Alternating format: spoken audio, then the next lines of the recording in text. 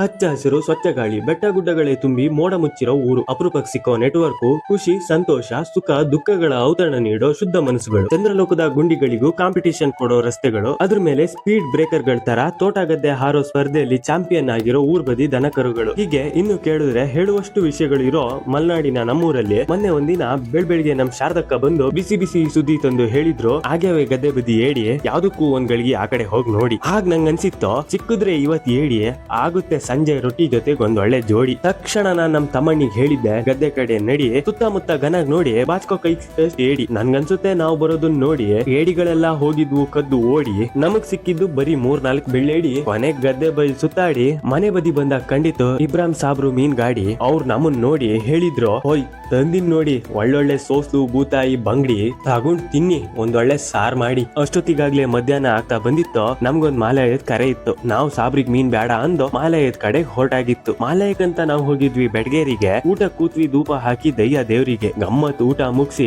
ಸುತ್ತಾಕ್ ಹೊರಟ್ವಿ ಗದ್ದೆ ತೋಟದ ಕಡಿಗೆ. ಆದ್ರೂ ಈ ವರ್ಷದ ಮಳೆ ಹುಯ್ದ್ರೆ ನೆರೆ ನಿತ್ರೆ ಬರ. ಇದು ನಮ್ ಮಳೆಗಾಲದ ಕತೆ ಅಲ್ಲ ಮರ ವ್ಯತೆ ಅನ್ಕೊಂಡು ಇನ್ನೇನ್ ಸೂರ್ಯ ಕೆಲ್ಸ ಬಿಡೋ ಹೊತ್ತಾಗಿತ್ತು. ನಮ್ಗೆ ಇನ್ನೂ ಬೇರೆ ಕಡೆ ಮಾಲಯದ ತಿರ್ಗಾಟ ಬಾಕಿ ಇತ್ತು. ಹಾಗಾಗಿ ಅಲ್ಲಿಂದ ನಾವು ಹೊರಟು ಹಿಡಿದ್ವಿ ನಮ್ಮೂರಿಗೆ ಹೋಗೋ ರೂಟು. ಹೇಳೋಕ್ ಇನ್ನು ತುಂಬಾ ವಿಷಯ ಉಂಟು. ಸದ್ಯಕ್ಕೆ ನಿಮ್ ಮನ್ಸಲ್ಲಿ ಏನುಂಟು ಮಾಡಿ ಒಂದೊಳ್ಳೆ ಕಮೆಂಟ್. ಸರಿಯಾಗಿದ್ರೆ ಫಾಲೋ ಮಾಡ್ಕೊಂಡು ಸಪೋರ್ಟ್ ಮಾಡಿ. ನಾನ್ ನಿಮ್ಗೆ ಇನ್ನೊಂದು ವಿಡಿಯೋದಲ್ಲಿ ಮತ್ತೊಂದು ವಿಷಯದೊಂದಿಗೆ ಸಿಗ್ತೀನಿ. ಅಲ್ಲಿವರೆಗೂ ನಮಸ್ಕಾರ.